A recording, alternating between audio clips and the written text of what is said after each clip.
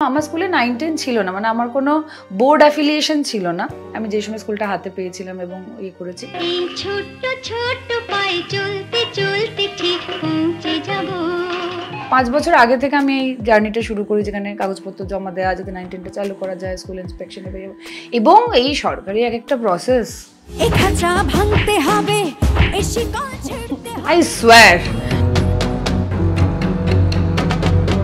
আমাদেরকে না কেউ মানুষ হিসেবে কি করে সার্ভাইভ করতে হয় এটার জন্য ট্রেনিং দেয় না, স্কুলেও দেয় না। আমি যেটা ভীষণভাবে চেষ্টা করি ওদেরকে একটা রিমাইন্ডার দিতে, ওদের কেউ না থাক আমি আছি। এমন এক কমিউনিটির সঙ্গে বসে আছি যার নামের সঙ্গে একদম পাশাপাশি যে শব্দটা যায় সেটা হলো ভ্রমণ, এবং ভ্রমণের থেকেও যদি কেটে নেওয়া যায় যে শব্দটা সব সময় যায় সেটা হলো মন। মন এবং ভ্রমণের মধ্যেই তোমার বিচরণ করি। এই যে এটা তো আমি নিজের মতন করে একটা এটা সুন্দর বললে, কিন্তু সুন্দর বলেছো, কাইন্ড অফ ঠিক, কারেক্ট। কিন্তু এই যে তোমার ক্যালেন্ডার লঞ্চ হয়েছে রিসেন্টলি, বিভিন্ন জায়গায় ঘোরার একখানা ছবি আমরা দেখতে পাচ্ছি, কিন্তু তোমার যে চরিত্রগুলো তুমি বাছো সেগুলো সামহাউ সাইকোলজিক্যাল। এখন যে গল্পটা নিয়ে আমরা কথা বলবো, গৃহস্থ,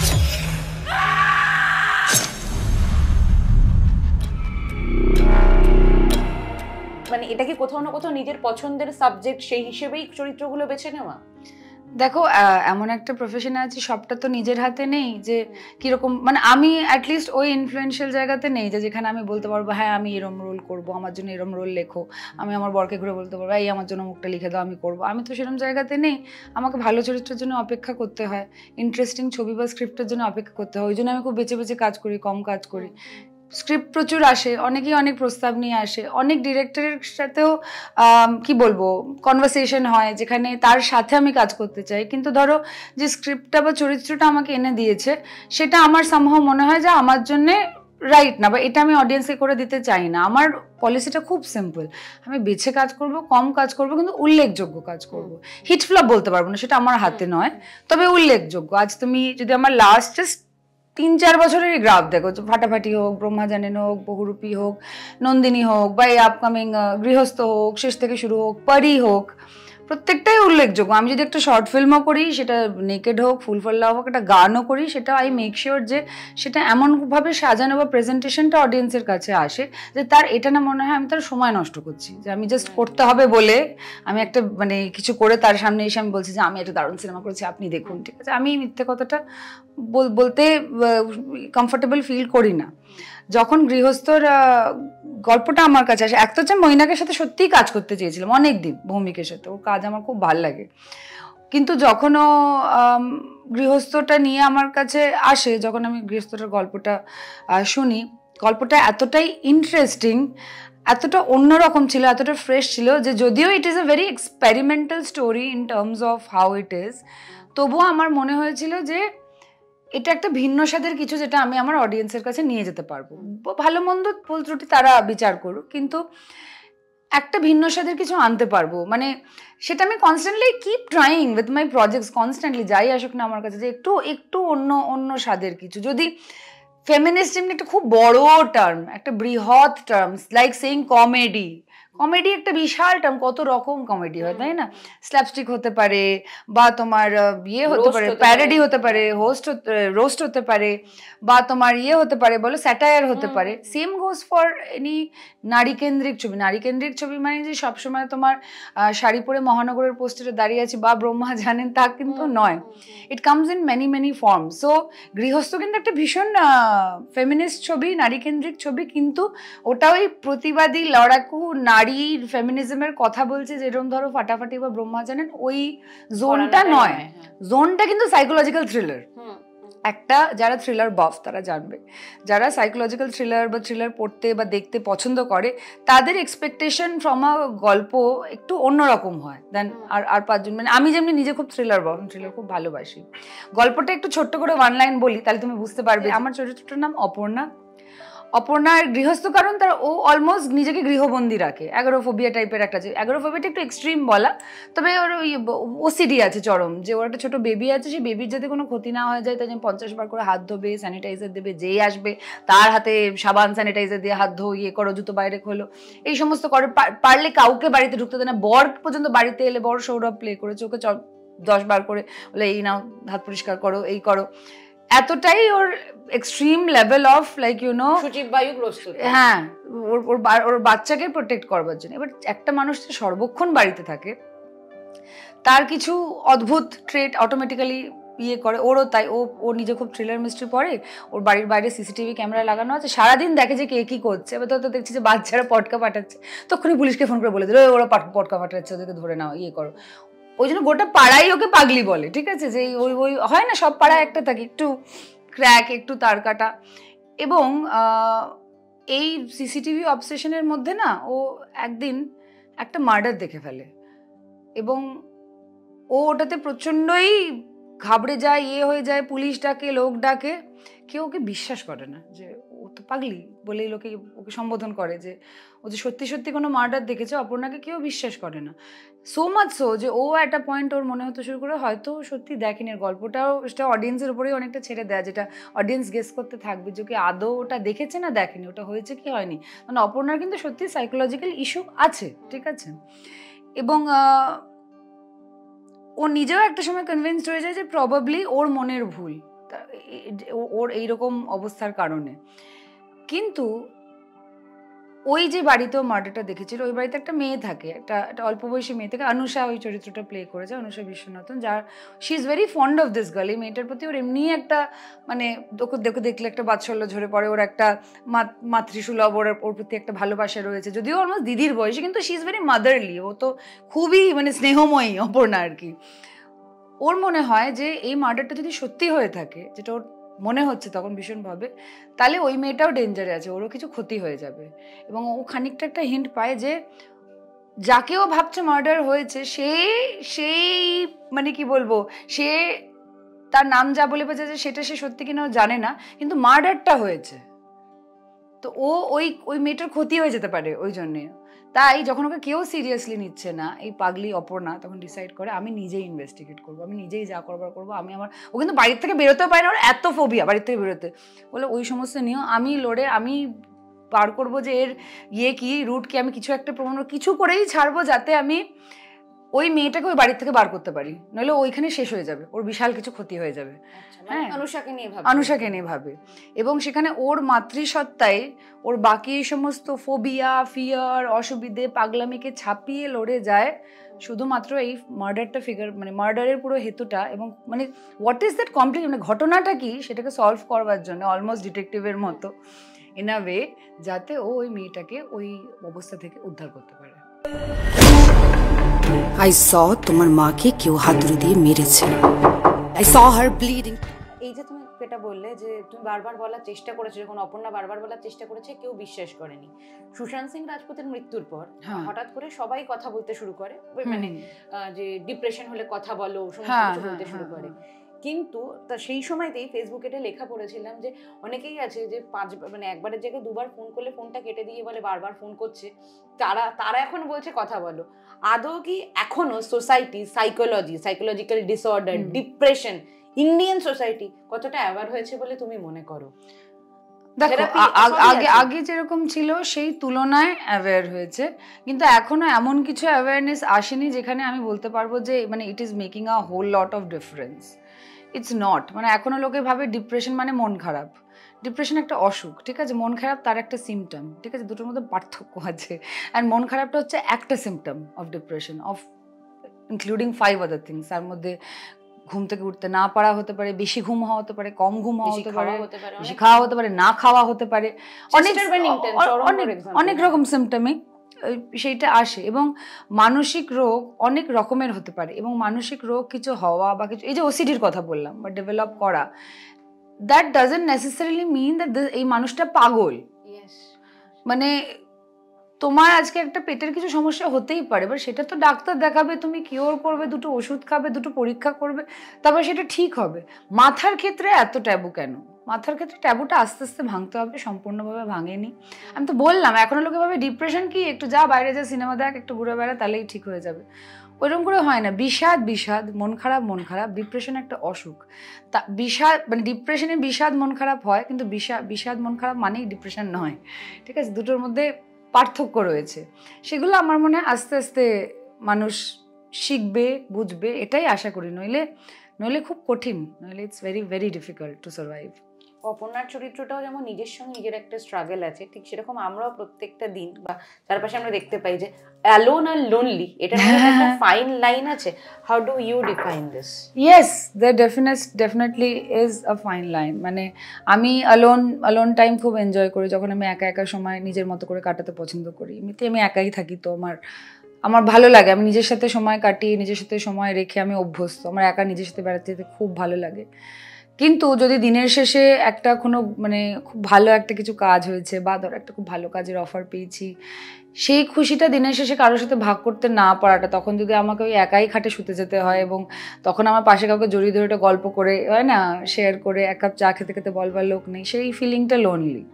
এটাই difference. Being alone is a choice, being lonely is not. And আমি লোনলিনেস একদম পছন্দ করি না, একাকিত্ব যেটাকে বলে বা একা একা হওয়া, আমার ধারণা কেউই পছন্দ করে না। কিন্তু আই লাইক বিইং অ্যালোন, মানে আমার সর্বক্ষণ কাউকে পাশে দরকার নেই to feel better or feel good. আবার দ্যাট ডাজেন্ট মিন যে আমি মানুষের সংস্পর্শে আসা বা মানুষকে পাশে রাখাটাকে কোনোভাবে দেখি যে ওটার থেকে ছোট। মানে আমি সোলো ট্রাভেল করলে তবেই সেটা আনন্দের travel. I want to enjoy both. I want to go somewhere, আমার পার্টনারের সাথেও বেড়াতে যেতে, বন্ধুদের সাথে বেড়াতে যেতে, আমি একাও ট্রাভেল করতে চাই। লোনলিনেসের মতো কষ্টের জিনিস পৃথিবীতে কম আছে। আমার মনে হয় যে কোনো অসুখ বিসুখের থেকে বড় অসুখ হচ্ছে একাকিত্ব। সেটা নিয়ে এত গল্প, এত কবিতা, এত গান তো এমনি নয়, কারণ ওটা অতটাই বুকে বাঁধে। এত আড়ম্বর চতুর্দিকে, এত কিছু, ইউনো, এই ফেস্টিভ্যাল, ভ্যালেন্টাইন্স ডে, মেলা, বই মেলা, ঘর বাড়ি, সোশ্যাল মিডিয়া, ছবি রিলিজ, আনন্দ, এত আড়ম্বরের পরেও যদি কারোর ভেতরের বুকটা ফেটে যায় এটা ভেবে যে আমার কে আছে, আমি কে, আমার কেউ নেই কেন পাশে, আমার এতটুকু আনন্দ ভেতরে ফিল হচ্ছে না, আমার এত একা লাগছে, তাহলে তার থেকে কষ্টের কিছু আছে? যখন সব কিছু চোখের সামনে রয়েছে, হাতের সামনে রয়েছে, কিন্তু তুমি কোনোটা ছুঁয়ে দেখতে পাচ্ছ না। তোমার তো নিজের 86টা সন্তান রয়েছে, তাদেরকে মানে কিভাবে এই জিনিসটা তুমি, কারণ তুমি যেহেতু এতখানি ভোকাল, তো সেই জায়গায় তাদের মনের যত্ন নেওয়াটা তুমি কিভাবে দেখো? আমি ওদের মনের যত্ন নেওয়ার জন্য প্রচণ্ড এফোর্ট দিই। ওরা একটু এমনি সোসাইটি থেকে সেক্লিউটেড, অবভিয়াসলি যখন স্কুলে যখন আসে ওরা সবকটা বাচ্চারই একই সমস্যা, সবাই শুনতে বলতে পারে না, তো ওরা একে অপরের সাথে খুব কমফোর্টেবল ফিল করে যখন থাকে। কিন্তু যখন ধরো ওরা অন্য কোথাও থাকে, ওদের পাড়ায় টিটকিরি মারা বা লোকজন টিজ করা, খেলতে গেছে বিকেলবেলা, পিটিয়ে দিয়েছে, আমি তো শুনি এগুলো, স্কুলে গিয়ে তো শুনি। বেশি মানসিক রোগী বলো ওরা তো মানে বাচ্চাগুলো তো মানসিক রোগী নয়, কিন্তু ওদের অক্ষমতাটাকে একটা হাস্যকর জিনিস হিসেবে দেখে, এটা কিন্তু খুব ডেঞ্জারাস। এটা তো কেউ চুজ করেনি, যে এটা তো ক্রিমিনাল মাইন্ডসেট, ভীষণই ক্রিমিনাল মাইন্ডসেট। মানে বুলিং ইজ এক্সট্রিমলি ক্রিমিনাল। আমার যেমনি ধরো আমি যে সময় থেকে স্কুলটা অ্যাডপ্ট করেছিলাম, আমার স্কুলে 9-10 ছিল না, মানে আমার কোনো বোর্ড অ্যাফিলিয়েশন ছিল না। আমি যে সময় স্কুলটা হাতে পেয়েছিলাম এবং ইয়ে করেছি, 5 বছর আগে থেকে আমি এই জার্নিটা শুরু করি, যেখানে কাগজপত্র জমা দেওয়া, যাতে 9-10টা চালু করা যায়, স্কুল ইন্সপেকশনে, এবং এই সরকারি একটা process, I swear it took me 5 freaking years, 5 বছর আমার লেগেছে এই মানে একটা ভালো সৎ কাজ করছি তাতে, এমন না যে আমার কোনো কিছু নিজের পার্সোনাল বেনিফিট আছে, একটা স্কুলে যেরকম আমি সৎভাবে চালাচ্ছি, হ্যাঁ, তার একটা নর্মাল ইন্সপেকশন করিয়ে, মানে শুধু 9-10টা চালু করতে, আর আমার বুকটা ফাটতো কোথায় জানো, 8 অব্দি যে ছেলেমেয়েগুলো আমার পড়েছে, যেরকম রূপসাগরে আমি একটা গান রিলিজ করেছিলাম না, অঙ্ক না, ধরো যে মেয়েটা ছিল যে আমার ছোটবেলায় প্লে করেছিল, ও আমার স্কুলের মেয়ে, আমার বদির বাচ্চাদের স্কুলের মেয়েও। ওকে যখন এবার 9-10 গিয়ে পড়তে হবে একটা নর্মাল স্কুলে ছেলে মেয়েদের সাথে, ওর তো মানিয়ে নিতে অসুবিধা হবে, ও পড়াশোনাটা তো করে নেবে, ইন্টেলিজেন্ট মেয়ে, কিন্তু ওটা তো ওখানে তো ট্রান্সলেটার নেই, আমাদের তো টিচাররা ট্রান্সলেট করে দেয় সাইন ল্যাঙ্গুয়েজে, বাকি বন্ধুরা দেশে তো কথা বলতে পারছে না। এরকম আমার কত ছেলে মেয়েদেরকে আমাকে না বছরের পর বছর বুকে পাথর রেখে চোখের সামনে দেখতে হয়েছে, ওরা স্কুল ছেড়ে 9-10-এ অন্য স্কুলে চলে যাচ্ছে যাতে ওরা স্কুলটা পাস করতে পারে, অ্যান্ড সেখানে ওরা খুব সাফার করছে, মানে ওরা পেরে উঠছে না, যেটা তুমি বললে মানসিক দিক থেকে আঘাত পাওয়া। ওই জন্য আমার 9-10 একটা অন্য জেদ লড়াইয়ের জায়গা হয়ে গেছিলো। আমি আমার সার্জারি, আমার এই সেই ছবি, তার মধ্যে এই লড়াইটা আমি ব্যাকগ্রাউন্ডে ছাড়িনি, দিয়ে ফাইনালি করিয়ে ছাড়েছি। নাও মাই স্কুল ইজ 9-10 অ্যাফিলিয়েটেড, এবং আমি প্রাউডলি বলতে পারি অ্যাটলিস্ট 10 অব্দি ওরা নর্মাল, আমার এই স্কুলে, যে স্কুলে ওরা কমফোর্টেবল ছোটোবেলা থেকে পড়াশোনা করে বড় হচ্ছে, ওরা শেষ করে তারপরে ওরা 11-12 মানে ওটা নেক্সট স্টেপ হবে। এটা আপাতত এই স্টেপটা ছিল, এটার জন্য আমার ধরো শুধু ক্লাস অ্যানাউন্স করলে তো না, আমার ক্লাসরুম বিল্ড করতে হচ্ছে, আরও টিচার রিক্রুট করতে হচ্ছে, আরও তার জন্য ফান্ডিং সিএসএ তুলতে হচ্ছে, ইটস আ হোল তামঝাম অল টুগেদার। বাট আমার বুক ফেটে যায় গো আমি যখন শুনেছি ওই বাবা আমার বেবিটা অঙ্ক না ও অন্য স্কুলে গিয়ে কষ্ট পাচ্ছে, তো ব্রাইট একটা মেয়ে, হ্যাঁ ওখানে বাকি ছেলে মেয়ে ও একা বসে টিফিন খায়। আমার না আমি বলছি দেখো আমার চোখে জল এসে আছে, বিকজ আমার এগুলো মেনে নিতে খুব কষ্ট হয়, ঠিক আছে? আমি তোকে চোখের সামনে দেখেছি, এটা ব্রাইট মেয়ে, বন্ধু আছে, সবাই মিলে আনন্দ করছে, আমার জন্য ফ্রেন্ডশিপ ব্যান্ড বানিয়ে আনছে।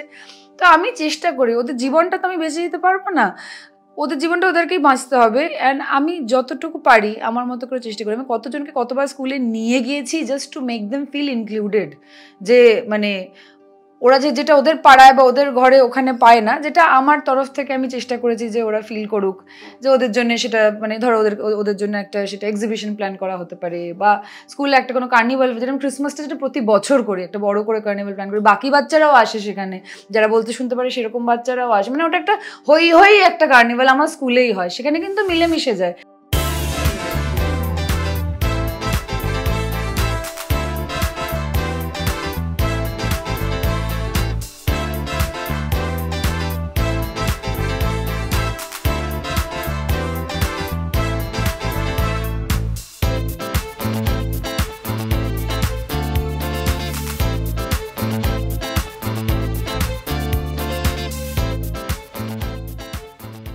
এই যে তুমি যে কথাটা বললে ওরা একটা অন্য স্কুলে গিয়ে তো কোপ আপ করতেও টাইম লাগবে, ওরাও যাদের সঙ্গে কোপ আপ করার চেষ্টা করবে, তারাও বাচ্চা, এবং তাদের মধ্যে যদি মানে সেই বাচ্চাগুলোর মধ্যে যদি বুলিং এর মানসিকতা তৈরি হয়, সেটা তো কোনো না কোনো ভাবে ওর গ্রোন আপের একটা মানে রিফ্লেকশন আসে।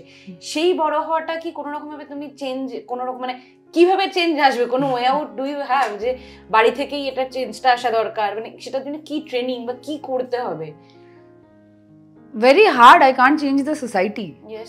I can make my kids be stronger, but কত স্ট্রং আমার কি লাইক ইউ নো আমার তো এতগুলো বছর হয়ে গেল একটা অত্যন্ত পেট্রিয়ার্কাল প্রফেশনে কাজ করে, কিন্তু আমি তো আজও মানে there are things that happen যেটা আমাকে কতটা আঘাত করে, কতটা কষ্ট দেয়, বিকজ আমি তো মানুষ এন্ড অফ দ্য ডে।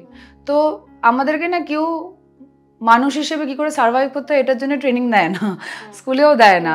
আমি যেটা ভীষণভাবে চেষ্টা করি ওদেরকে একটা রিমাইন্ডার দিতে, ওদের কেউ না থাক আমি আছি, আমি থাকবোই, আমার ভ্যালিডেশনটা চিরকাল আছে আমার কাছে, দে আর অলওয়েজ প্রি অ্যাপ্রুভড। ওরা জীবনে কিছু করলো, কোথায় গেল, কে কি বললো, আমার in my arms, in my lap, in my heart, ওরা যা চাইবে, যেমনটা চাইবে, যেভাবে হবে ঠিক সেভাবেই ওরা পাবে। এবং সেখানে ওদের একেবারে কি বলবো, ওদের অবারিত দ্বার, ওরা কি চায়, like you know that is the only comfort যেটা আমি আমার এন্ড থেকে প্রোভাইড করতে পারি, যেটা ধরো সামওয়াট আমি আমার পার্টনারের থেকে এক্সপেক্ট করি, যে আমি গিয়ে দুনিয়া লড়বো, আমি সুপারওম্যান কস্টিউম পরে I'll go fight and slay the world, slay whatever I need to know. But আমার ওই একটা স্পেস চাই যেখানে দিনের শেষে আমি বাড়ি এসে ওই সুপারওম্যান কেপটা খুলবো, বক্সারটা পরবো, ঠিক আছে, পরে আমার পার্টনারের সাথে বসে I can be just myself and rest, my place to fall back on. I think ওইটুকু হলে অনেকটা মনের জোর পাওয়া যায় এগিয়ে যাওয়ার। এবং আমি আমার বেবিদের ক্ষেত্রেও অ্যান্ড আমি তাদের মায়েদের ক্ষেত্রেও আমি সেইটা হতে পেরেছি বলে আমার মনে হয়। অ্যান্ড আমি হতে পেরেছি মানে এটা কিন্তু এমন না হতে পেরেছি হয়ে গেছি, এটা হয়ে গেল টিক, এটা একটা এভরিডে ওয়ার্ক, এটা it's an ongoing work and it's an ongoing struggle. And অনেক জায়গায় আই উইন, অনেক জায়গায় আই লুজ, বাট ওদের মুখের দিকে তাকিয়ে আই ক্যান নেভার স্টপ। এই যে বেটার মানুষ হওয়ার জন্য তোমার নিজের প্রত্যেক দিনের লড়াইটা, সেটা তো অনেক মানে ছড়িয়ে দেয়, তাদের মধ্যে এটা ইনজেক্ট করে যে আই হ্যাভ টু বি। সেইটা মানে এই প্র্যাকটিসটা তোমার শুরু হয়েছিল কোথা থেকে এবং কিভাবে? যে সেটা কি তুমি হার্ট হতে দেওয়ালে পিঠ ঠেকার পরে, নাকি বড় হওয়াটাই তোমার এরকম ভাবে, তোমার যাপনটাই ছোটবেলা থেকে এটা হয়েছে I have to be a good person, আমি রিচ হবো কিনা জানি না, সাকসেসফুল হবো কিনা জানি না, I will be a good person? I think আমার ক্ষেত্রে এটা অনেকটাই পেরেন্টিং। মানে আমার দাদু দিদা মা, আমার মা আর বাবার যখন ডিভোর্স হয়ে যায় এবং মা যখন আমাকে নিয়ে আর দিদিকে নিয়ে দাদুর বাড়িতে চলে আসে, দাদু দিদার বাড়িতে, আমার তখন কত 4 বছর বয়স, এবং আমার মা অনেক কষ্ট সহ্য করেছে ওই 10 বছরের বিয়েতে। মানে সেখানে সব রকম যা হতে পারে, শারীরিক অত্যাচার বলো, মানসিক অত্যাচার বলো, কাজ করতে না দেয়া বলো, কর্নার করা বলো, মানে আমি এখনো আমি যখন আমার মায়ের দিকে তাকাই আজকের দিনে, আমি বিশ্বাসই করতে পারি না যে মা এগুলো স্ট্রাগল করে সার্ভাইভ করে কিরকম হাসি মুখে দাঁড়িয়ে আছে। মানে ইমাজিন শতরূপা সান্যাল হাসি মুখে সবাইকে হেল্প করছে, মিষ্টি করে কথা বলছে। মানুষ এরকম কঠিন সমস্ত পরিস্থিতিতে জীবনে যখন যায় না, এত লড়াই যখন করে না, সে বিটার হয়ে যায়, খিটখিটে হয়ে যায়, কাঙ্গানা হয়ে যায়। বাট অ্যান্ড আই আন্ডারস্ট্যান্ড, আমি সেটা বুঝতে পারি যে এত লড়াই করতে না ক্লান্ত যে আমারই এখন এক এক সময় এক একটা জিনিস এমন খিটখিট করে মানে নেচার চলে আসে, বিকজ আমরা তোর আর ভাল লাগছে না, আর পারছি না। Agitated feel. হ্যাঁ, এটা না আমি ওই সময় আমি এখন যখন মনে করে দেখি, মা ওয়াজ নট বিটার। মা অত কিছুর মধ্যেও নিজে যেখানে স্ক্র্যাচ থেকে নিজের জীবন শুরু করছিল, আবার একটা জায়গায় দাঁড়ানোর চেষ্টা করছিল, মা কিন্তু তখনও ওয়াজ সামওয়ান যে না আমি ভালো মানুষটা হবো, আমি লোকের পাশে দাঁড়াবো, লোকজনকে কাজ দেবো। মায়ের নিজের কাজের কী হবে তখনও পুরোটা ফুললি ফিগার্ড হয়নি, ঠিক আছে, মানে মা নিজে তখনও পেনেট্রেট করছে যে কি করে ডিরেকশন দেবে, একটা ছবি কোত্থেকে পয়সা পাবে, যে কেউ প্রডিউস করলে তবে বানাতে পারবে, এটা তো চারটেখানি কথা না। মানে আমার দাদু দিদা ছিলেন খুবই সাধারণ একজন প্রফেসর, একজন স্কুল টিচার, মানে কারোরই ওরকম ফিল্ম ইন্ডাস্ট্রিতে কোনো ইয়ে ছিল না। যা ছিল আমার বায়োলজিক্যাল বাবাই, who disappointed us, highly disappointed us in the marriage that she had. And মা তখন আমি বড় হতে তো মাকে যেভাবে দেখেছি, যে মা যেভাবে মানুষের বিপদে আপদে ঝাঁপিয়ে পড়ে, সবসময় বারবার বলেছে যে এন্ড অফ দ্য ডে তোমরা মানুষকে যেটা ইচ্ছে সেটা করো বাবা, যেটা ইচ্ছে করছে না করতে হবে না, কোনো নাম খ্যাতি ট্রফি ফার্স্ট গার্লের প্রাইজ দরকার নেই বাড়িতে আনা, যেটা পারছো যেটা ক্ষমতায় আসছে সেটাই করো, কিন্তু দিনের শেষে যে তুমি আনন্দে থাকো, মানুষটা ভালো হও, আমি এটাই চাই। এটা আমার মায়ের মন্ত্র চিরকাল। আমাদের ক্ষেত্রেও এই মুহূর্তে মা 14টা বাচ্চাকে মানুষ করছে, ফস্টার মাদার আর কি, নানান জায়গা থেকে, মেদিনীপুর থেকে, বর্ধমান থেকে তারা এসে, তারা নিজেদের তাদের পরিবারের ক্ষমতা নেই, তো মা হোস্টেল মতো করে একটা ওদের সব টেক কেয়ার করছে, সেন্ট মার্গারেটসে পড়াচ্ছেন এভরিথিং। অ্যান্ড এখনও মা ওই পলিসিটা থেকেই শি কন্ডাক্টস হারসেলফ, যে আমি ডিসেন্ট মানুষ কিনা দিনের শেষে, মানে মা নিজের কথা এখনও এই বয়সেও, যে আমি কি যা বড় বড় বক্তৃতা দিই, কথা বলি, তারপরে কি আমি সত্যি সত্যি মানুষের কল্যাণ করি, নাকি আমি শুধু লোকজনকে বক্তৃতা দিচ্ছি যে জনকল্যাণ করো, ভালো করো। মানে আমি আমার অ্যাকশনে কি করছি, বাতেলায় অনেকে তো অনেক কিছু বলে, সে তো শেষই নেই, আমি অ্যাকশনে কি করছি, কি করে দাঁড়াচ্ছি, এটা ভীষণই না মায়ের থেকে শেখা, যে যতক্ষণ না, বা দাদুর থেকেও ইনফ্যাক্ট, যে যতক্ষণ না আমার দাদু ওই বয়সে আমার এখনো মনে আছে যখন নন্দীগ্রামে ওরকম অবস্থা, আমার দাদু রোজ যাচ্ছিলেন ভোরবেলা উঠে, রোজ, মার দাদু, আমি তখন স্কুলে পড়ি, আমার আই থিঙ্ক 11 ওই সময়টা, রোজ যাচ্ছিলেন, উনি হাঁটতে লাঠি নিয়ে হাঁটেন তখন। অ্যান্ড মানে আমি যখন ওই ফুটেজগুলো দেখতাম টিভিতে, তখন এত ফোন টোনে এত ভিডিও ক্যামেরা ট্যামেরা এত ভালো ছিল না, ফোন এসে গেছিলো, বাট যে দাদুর পাঞ্জাবি ধরে লাইক ইউনো হাউ হাউ করে ওখানকার লোকজন কাঁদছে, জড়িয়ে ধরেছে, কোথাও পা ধরে একটা লাইক ইউনো বয়স্ক মানুষ, সে দাদুকে বলেছে যে চলে যাবেন না বাবা, আমাদের কি হবে, আপনারা চলে গেলে ওরা আমাদের মেরে ফেলে। এগুলো তো আমি যখন বিশ্বাস করো, দেন you don't see any other option other than thinking যে আমি কি তাহলে এই সমস্ত যে পৃথিবীতে যে এত কিছু ঘটছে হচ্ছে সমস্তটা ইগনোর করে শুধু আমি নিজেকে নিয়ে মতেই থাকবো, নাকি আমি কিছু দায়িত্ব নেব? আমার দাদুর কি দায় ছিল, বা আমার মায়ের কি দায় আজও, আমারই বা কি দায় বলো? আমি তো এইভাবে দেখতেই পারি যে আমি তো করছি, আমি তো ফেমিনিস্ট ছবি বানাচ্ছি, এই করছি, আমি তো বাতেলা দিচ্ছি, সব জায়গায় বলছি যে এই কোথাও বলছি এনভায়রনমেন্টকে প্রোটেক্ট করো, কোথাও বলছি লাইক ইউনো বাচ্চাদের মেন্টাল হেলথ নিয়ে দেখো, বলতে তো কিছু লাগে না, ট্যাক্স নেই, খরচা নেই, কোনো আলাদা কোনো টাইম ইনভেস্টমেন্ট এফোর্ট নেই, কিন্তু আমি নিজের কাছে খুব ছোট হয়ে যাব যদি আমি ফিজিক্যাল অ্যাকশনে আমার লাইফে সেটা কনস্ট্যান্টলি রেপিটেটিভলি নিজেকে না দেখতে পাই যে আমি অ্যাকচুয়ালি কিছু করছি, আমি অ্যাকচুয়ালি কিছু করছি যেখানে তুমি সমাজের কল্যাণ বলো, উন্নতি বলো, অগ্রগতি বলো, বা সাপোর্ট খুব মিনিমাল ওয়েতে, সবার তো একরকম ক্ষমতাও হয় না, আমি যদি খুব মিনিমাল ওয়েতেও আমি যদি আমার মতো করে না করতে পারি, আমার নিজেরও মনে হয় আমি যেটা করছি সেটা খুব মিনিমাল ওয়েতেও করছি, আমি এমন খুব বড় গলা করে বলছি না যে যেটা করছি এটাই, আমি জানি আমি ইচ্ছেও বেশি করতে পারি না, আমি সময়ের সাথে নিশ্চয়ই হয়তো করবো, অ্যান্ড ওইটা আমার কাছে remains as normal as breathing oxygen and not getting fully sucked into the idea যে আমি অভিনেত্রী হিসেবে 1 নম্বরে রয়েছি বা হিরোইন হিসেবে 1 নম্বরে রয়েছি, সবাই আমাকেই চাইছে, আমাকেই বলছে, হ্যাঁ, মানে ওইটার থেকে আমার কাছে এটা বেশি ইম্পর্টেন্ট। যদি আমি সমস্ত কিছু বাদ দিয়ে শুধু এটাতেই ফোকাস করি, অ্যান্ড কে কী করছে সর্বক্ষণ দেখা, কম্পেয়ার করা, সেই তুলনায় করা, ওই অবসেশনটাতেই থাকি, অবভিয়াসলি ওইরকম মোটিভেশন ফোকাস দিলে তার আউটপুটও সেরকম আসে, মানে you are everywhere at that point of time when you do that, and I am okay not being that. I'll be okay with being second, third, eighth, sometimes first, maybe not, but I'll never be okay with the fact that I'm not #1 in my head when I think of myself as a human being. প্রত্যেকটা কথা পুরো বক্তব্যটার মধ্যে তুমি একটা জিনিস বললে, বড় বড় কথা। এখন কামিং আ লং ওয়ে, এবং যেহেতু তুমি বিভিন্ন ধরনের মানুষের সঙ্গে কথা বলো, কমিউনিকেট করো, এবং মানে সেটা খুব জোর দিয়ে করো, বড় বড় কথা স্ল্যাশ যদি বলা হয় যারা প্রপারলি অ্যাকশন করে, থার্ড যারা শো অফের জন্য অ্যাকশনটা করে, হ্যাঁ হ্যাঁ ওই ছবি তুলতে আসে যারা, সেলিব্রিটিদের ক্ষেত্রে দেখা যায়, সেটা অভিনেত্রী বলছি না, যাদের জন্মদিনের দিন বা এরকম কোনো দিনের দিন যারা দুস্থ বাচ্চাদের সঙ্গে ছবি তুলছে, এগুলো দেখা যায়। এবং তারই নিচে কমেন্ট গুলো আসে, কমেন্ট আমি মানে সোশ্যাল বুলিংটা বলছি না, কিন্তু যারা লিখলো না তারাও হয়তো মনে মনে ভাবতে পারে শুধুমাত্র এই জন্মদিনের দিনটাই তো এই জামা কাপড় তোদের বিতরণ করতে হলো, এটা তুমি ডিফারেন্সিয়েট করতে পারো, মানে এই ফিল্টারটা করতে পারো। আমি নিজে মনে করি যে যারা ধরো জন্মদিনে বা অনুষ্ঠানেও বাচ্চাদের জন্য বা বয়স্ক মানুষের জন্য একটা সিনেমা দেখানো হোক বা একটা তাদেরকে খাওয়ানো হোক, এরকম একটা অ্যাকশন বা ইনিশিয়েটিভ নেয়, আমি সেটাকে অজস্র সাধুবাদ জানাই, অজস্র। সবার দায়িত্ব নেওয়ার মতো টেনাসিটি থাকে না। অর্ধেক ছেলেকে যে আমি চিনি তাদের একটা বউয়ের দায়িত্ব নেওয়ার মতো টেনাসিটি থাকে না। তো সেখানে আমি 100টা বাচ্চা বা একটা বৃদ্ধাশ্রম বা একটা বৃদ্ধ লোক বা মহিলা, 100 ছেড়ে দাও, একটা যাকে বাড়িতে আশ্রয় দিয়ে রেখেছে, কেউ টেক কেয়ার করছে, বা তোমার আমি জানি না তোমার কাজের মাসির মেয়ের হতে পারে, ঠিক আছে, আমার কাছে আমার হাউস হেল্প আমার ফ্যামিলি, তার বরের সার্জারি হলে আমি সেই খরচার আমি অংশ হব না, এটা আমি ভাবতেই পারি না, এটা আমার ভাবনার বাইরে যে তাকে সমস্তটা করতে হবে। তাহলে আমি কি ফ্যামিলি? শুধুমাত্র আমি তাকে সেম থালায় খেতে দিচ্ছি বলে আমি বললাম না, তোমাকে ওটা বিশ্বাস করতে হবে। এটা অনেক লেয়ার্ড, বুঝেছো তো? এই যে ভালো মনুষ্যত্ব জায়গাটা, এটা অনেক লেয়ার্ড, এটা একটা লেয়ার নয়। আর ওই যেটা বললাম, আমি তাদেরকে সাধুবাদ জানাই, ভেরি গুড। সেই টাকাটা তারা অন্য কিছু করতে পারতো, একটা জামা কিনতে পারতো, ব্যাগ কিনতে পারতো, রেস্টুরেন্টে খেতে পারতো, সেটা না করে তারা কিছু আন্ডার প্রিভিলেজ মানুষের জীবনে একটু আলো বা আনছে।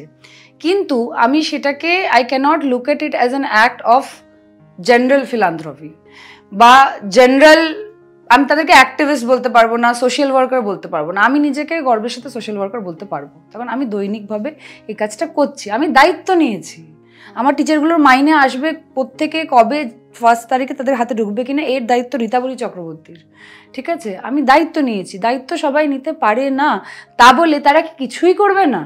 আমি যে এবার এই যে ক্যালেন্ডারটার কথাই হলো, এবারে ক্যালেন্ডারটা আমি ইউজুয়ালি ক্যালেন্ডারটা অন সেল রাখি না, ঠিক আছে? ইট ইজ কন্টেস্ট করে কেউ যদি পায় বা কিছু, এবছর রেখেছি খুবই মিনিমাম একটা দামই রাখছি for the calendar, nothing extravagant other than the shipping cost. যেই অ্যামাউন্টটা প্রত্যেকটা ক্যালেন্ডারের পিছু হবে সেটা আমার আইডিয়াল স্কুলের ফান্ডে যাবে, ঠিক আছে? এটা কিন্তু শুধুমাত্র আমার ওই টাকাটার এই মুহূর্তে টাচফুট দরকার নেই, আম কাভার্ড যেভাবে আমি আমার স্কুল চালাচ্ছি। কিন্তু আমি আমার ফ্যানেদের, আমার অডিয়েন্সকে, আমার ফলোয়ারদের এনকারেজ করতে চাই একটু ভালো কিছু করতে। একটু ভালো কিছু করলে মানুষের জন্য, অন্যের জন্য একটু সেলফলেস হলে যে ভালো লাগাটা ভেতর থেকে আসেন, ওটা প্রাইসলেস।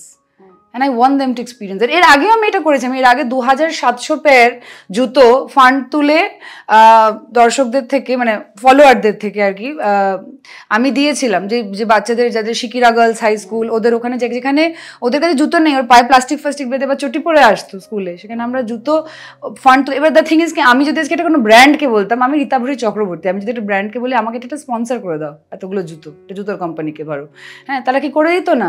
মানে সেরকম আমার যখন আইডিয়াল স্কুলের ক্ষেত্রে আমার যখন বারোটার লাগে, আমি তো বলি, আমি কি ডিউলাক্সকে ফোন করে বলিনি আমার স্কুলটা একটু পেন্ট করে দাও, আমি তোমাদেরকে একটা ভিডিও করে দিচ্ছি, ঠিক আছে? আমি সেখানে আমার ব্র্যান্ডিং ইউজ করি আমার বাচ্চাদের জন্য, যেখানে আমার দরকার পড়ে। কিন্তু আমার ওই সময়টা তখন ওই একটা অ্যাক্টিভিটিতে এটা মনে হয়েছিল, আমি মানুষজনকে ইনভলভ করি, লেট দেম ফিল গুড।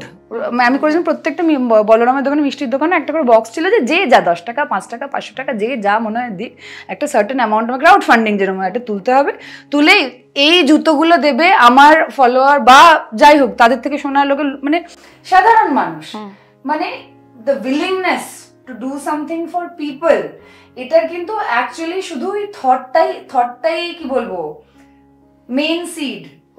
ওই বীজটা যদি থাকে যে আমি মানুষের জন্য ভালো করতে চাই, ওটার থেকে রাইট ইন্টেনশনের গাছ এমনিই অঙ্কুরিত হবে। মানে ওখানে আলাদা করে মানে আমাকে কিছু করবার no rocket science. So I try from my end. And আমার যখন স্পন্সরশিপও আসে স্কুলে, সত্যি কথা বলতে, মানে অনেকে আসে যারা সাইলেন্টলি করতে চায়, যাদের কোনো ছবি চাই না, কিছু চাই না, দিয়ে দিল, বললো যে না আমি চাই এটা জাস্ট বাচ্চাদের জন্য, মাসে কেউ যদি রেশনটা একটু শেয়ার করতে চায়, আমাদের কোনো লাঞ্চও খাওয়া হয় না। আবার আমি এরকমও অনেক ব্র্যান্ড পাই যারা আসেই তার কারণ তারা ওই ফটো অপটা পাবে, রীতাভরিকে পাবে, বাচ্চাগুলোকে পাবে, ছবি তুলতে পারবে। আমি ওটা ওয়ে করে দেখি, এটা করলে আমি যেটা পাচ্ছি সেটার বিনিময়, তাতে কি আমার এখন ওই বাকি যে ঘরগুলো গরম তো খুব পড়েছে, আর দুটো আর কটা পেডেস্ট্রিয়ান প্ল্যান প্লাস আমার লাঞ্চের এরিয়াটার উপরটা শক্ত করে বাঁধানো হয়ে যাবে ওই ফান্ডিংটাতে, হ্যাঁ তাহলে তা বোধহয় হয়ে যাচ্ছে, ঠিক আছে একটা ছবি আমাদের করে দেওয়াই যায়। আমি তখন এইরকম করে আমি আমার মতো করে ভাবি, প্ল্যান করি। কারণ একটা স্কুল চালাতে যত কাজ লাগে, it is not possible to do just CSR দিয়ে। আমি কনস্ট্যান্টলি ইনোভেটিং, যেখানে সেখানে আমার ব্র্যান্ডটা মনে হয় ব্যবহার করলে আমি আমার স্কুলের জন্য সুযোগ সুবিধা পেতে পারবো, আমি সেটা করি। আমি বারে বারেই ছবি দিতে থাকি, ওদের সাথে অডিয়েন্সের কাছে শেয়ার করতে থাকি আমি কত ভালো কাজ করছি। এটা শুধু দেখবার জন্য না, আমার অনেক ফ্যানেরা আছে যারা, বা অনেক কি বলবো শুভাকাঙ্ক্ষী বা ফলোয়ার রয়েছে যারা who thinks I am very cool, যে আমি কিরকম সাজ পোশাক করি বা কিরকম বেড়াই বা আমার জীবনটা বা আমার পোশাক আশাকটা তারা ফলো করতে বা আপন করতে পছন্দ করে, বা আমি কিভাবে বাড়ি সাজাই। আমার মনে হয় ঠিক ওইভাবে যদি কারোর মনে হয় এটা বেশ কুল যেটাও করে একটা স্কুল চলে, আমি ওকে চেকটা করি না, আমি 2টো বাচ্চাকে পড়াই, একটা বাচ্চার জন্য স্কলারশিপ স্পন্সর করি, আমার জানবার দরকার নেই, কিন্তু সেটা যদি কোথাও ইম্প্যাক্টটা হতে পারে না, I will know my job is done there, ঠিক আছে? মানে আমি সেখানে আমার ওই ইনফ্লুয়েন্সিয়াল করে একটা রাইট ইম্প্যাক্ট করতে পেরেছি, আদার দেন আমার ব্লাউজের ডিজাইন। তো বললাম না তোমার সঙ্গে কথা বলে প্রথম যেটা দিয়ে শুরু করেছিলাম ভ্রমণ, এবং ওই মনে মনে তোমার ভ্রমণটা আছে। তো সেখান থেকে আবার যদি গৃহস্থতে আসি, তুমি যা যা বললে তাতে একটা জিনিস মোটামুটি স্পষ্ট, যতই তুমি ঘুরে বেড়াও দেশ বিদেশ বিভিন্ন জায়গায়, আসলে তুমি মেয়েটা কি খুব ঘরোয়া ওই গৃহস্থ? প্রচন্ড প্রচন্ড। এটার একটা মজার রয়েছে যে যখন মৈনাকের সাথে এর আগে আমার কোনো না বন্ধুত্ব না সম্পর্ক, I had nothing with Mainak. আমি একটা ওই নেকেড যখন বানিয়েছিলাম কলকিকে নিয়ে, তখন মৈনাক আমাদের সাথে একটা প্যানেলে কথা বলতে এসেছিল, আর ও একটা ভালো এস্টাবলিশ ডিরেক্টর, মেয়েদের নিয়ে ছবি বানায় বলে আমি ওকে একটা স্যার আসবেন করে ইনভিটেশন দিয়েছিলাম, ঠিক আছে? গৃহস্থ হচ্ছে আমার ওর সাথে প্রপার ইন্টারাকশন। এবং ও যখন আমার সাথে কথা বলেছিল, he started speaking in English, ঠিক আছে? ও ইংলিশে কথা বলতে শুরু করে, তো আমিও ইংলিশে উত্তর দিতে শুরু করি। তারপরে আমাদের গোটা কনভারসেশনটা ছবি নিয়ে ইংলিশে কথা বলছি। ও মা, তারপর আমার স্ক্রিপ্ট পাঠিয়েছে, আমি দেখছি ভর্তি ইংলিশ, ঠিক আছে? আমি বলছি এটা কি বাংলা ছবি, এত ইংরেজি কেন রয়েছে এইটার মধ্যে, ঠিক আছে? এবারে ফাইনালি যখন আমাদের ফ্লোরে দেখা হলো অ্যান্ড উই ফাইনালি মানে উই জেলড অ্যান্ড জ্যামড, না বললাম, তখন আমি যখন জিজ্ঞেস করলাম এগুলো কি ইংলিশে থাকবে, বলে না না ওগুলো বাংলা। আমি ভেবেছিলাম তুই বাংলা জানিস না, ঠিক আছে? বাহ, অসাধারণ। একটা মেয়ে যে ডে 1 থেকে যখন কথা বলছি সে ইংলিশে কথা বলেছে, আমি যে এই তুমিও তো ডে 1 থেকে যখন কথা বলছি তুমি তো বাংলা পারসেপশন দেখে তো সবই গল্প। আমার যে এটা কি পারসেপশন যে আমি ভালো ইংরেজি বললে আমি ভালো বাংলা বলতে পারবো না, ঠিক আছে? এটা তো কোনো কথা হলো না, আমি দুটোই বলতে পারি, ঠিক আছে? যেমন একটা রাজনৈতিক দলকে সাপোর্ট করলে আরেকটাকে তুমি খারাপ বলছো, হ্যাঁ এক্স্যাক্টলি, বা একটা অ্যাক্ট্রেসকে ভালো বললেই আরেকটাকে খারাপ বলছি, এইরকম। সো তখন এনিওয়ে, সো তখন তো বেশ মজা করে আমরা তারপরে মানে গৃহস্থ বাংলা ছবি, বাংলায় ডায়লগ, চিন্তা করবে না, এটা বাস একটু খুংসুটি হয়ে গেছিল আমার আর মৈনাকের মধ্যে। কিন্তু তারপরে যখন মানে আমরা কাজ করতে শুরু করলাম, তখন এত মজা করে আমি আর মৈনাক খুব সিমিলার অ্যাজ পিপল, মানে ওই জন্য মানে গৃহস্থ থেকে আমার সব থেকে বড় takeaway is Mainak Bhowmik as my friend, as my family, ঠিক আছে? মানে মৈনাককে ছাড়া আমি এখন জীবন ভাবতেই পারি না, আমার অতটাই কাছের, আমি ওকে অতটাই ভালোবাসি। I hope it's same for হেম, সেটা ওকে তোমাকে জিজ্ঞেস করে বার করতে হবে। বাট মানে ও ধরো একটা অনেকটা সময় আমেরিকায় কাটিয়েছে, আমেরিকায় থাকে, এখনও থাকে, অনেকটা সময় ওখানে কাটায়, এবং ওর মধ্যে একটা যথেষ্টই ওয়েস্টার্ন ছাপ রয়েছে, কিন্তু ভীষণ ছাপোষা বাঙালি। আমি এক্স্যাক্টলি তাই, আমিও এক্স্যাক্টলি তাই। যত এই বিদেশ ভ্রমণ, আমেরিকা, মানে আমেরিকাতে তো লিটারেলি আমার মা বলে আমার নারী পোতা আছে আর খুঁটি বাঁধা আছে, তা সত্ত্বেও আমি হচ্ছে ওই ঘরোয়া বাঙালি যে নিজের লাইক বালিশের ওয়ার্ড চেঞ্জ করতে পছন্দ করে, যে নিজে লাইক নিজের বাড়ির কোথায় কি রাখা থাকবে, বাজারে কি হবে, আজকে দুপুরে কি রান্না হবে, ঠিক আছে, ঝালটা কম হবে কিনা, ঠিক আছে, এই দুধ আমরা খাই না, ঠিক আছে, অমুক চা পাতাটা ভালো, ঠিক আছে, যে এইগুলো পুরো মানে বাড়ি ঘর সামলে রাখতে পছন্দ করে। অ্যান্ড যেহেতু মৈনাকও ভেতর থেকে ভীষণই ওই রকম, ওই জন্য ওয়েন উই ওয়ার শুটিং, অপর্ণাকে ও একদম ওইভাবেই দেখেছিল, যে হয় না নিজের ঘরটা সামনে। স্পেশালি যেহেতু আমরা লন্ডনে শ্যুট করেছি, বাইরে তোমার ইউকেতে সবাই মোরালেস আনটিল অ্যান্ড আনলেস তার একদম ফিলদি রিচ, ওরম বড় লোক হলে তো আলাদা ব্যাপার, নইলে সবাই নিজের ঘরের কাজ নিজেরা করে, ঠিক আছে, যতই অ্যাফ্লুয়েন্ট হোক না কেন, যতই বড় চাকরি করুক না করো। তো সেখানে অপর্ণা নিজের বাসন মাজা থেকে শুরু করে তোমার ধরে নাও খাবার কাজে থেকে শুরু করে ওর ঘর গুছিয়ে রাখা সমস্তটা ওকে নিজেকেই করতে হয়। আমি যখন বাইরে যাই মোরালেস, অ্যান্ড আমি যখন ইন্ডিপেন্ডেন্টলি থাকি, বাড়ি নিয়ে থাকি আর নট হোটেল, আমাকেও তাই করতে হয় whenever I do that। And আমি বাড়িতে কলকাতাতে থেকে তো সেটা ডেফিনেটলি করি, বিকজ বিকজ আমি এনজয় করি, কম্পালশনও নয়। আমি জাস্ট সংসার করা, ঘর করাটাকে আমি ভীষণ, ঘর গুছিয়ে রাখতে, ঘরোয়া হতে, এগুলো আমি পছন্দ করি।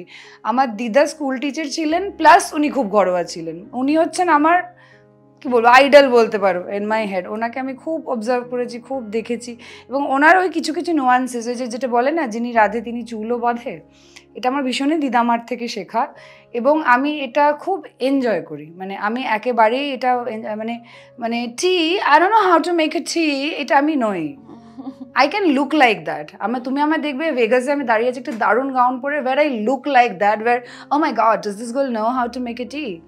But yeah, that girl can again নিজে বাড়িতে কমফোর্টেবল কাফতান পরে ক্যান মেক আ টি, ঠিক আছে, or what ever, make aloo posto. তো the ultimate tea which you make is positivity.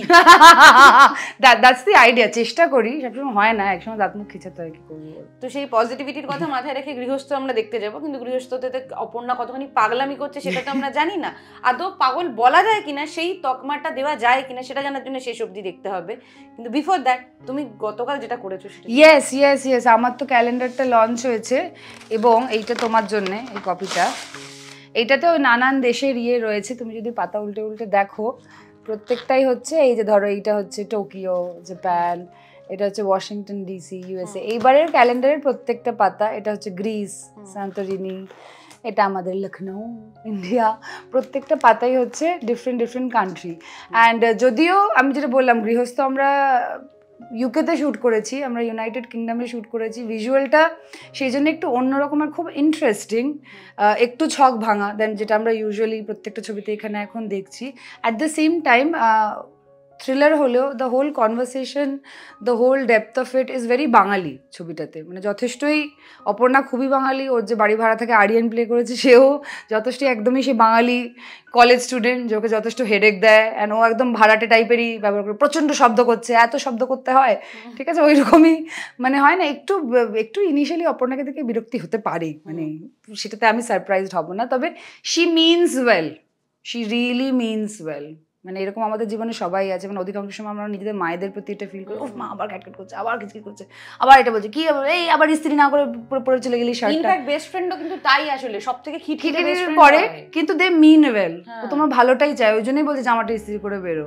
রাস্তাতে লোকজন থেকে বলবে হাঁড়ির থেকে বার করে জামাটা পরে এসেছে, তার সেটা থেকে বাঁচানোর জন্যই কিন্তু মা কিটকিট করছিল।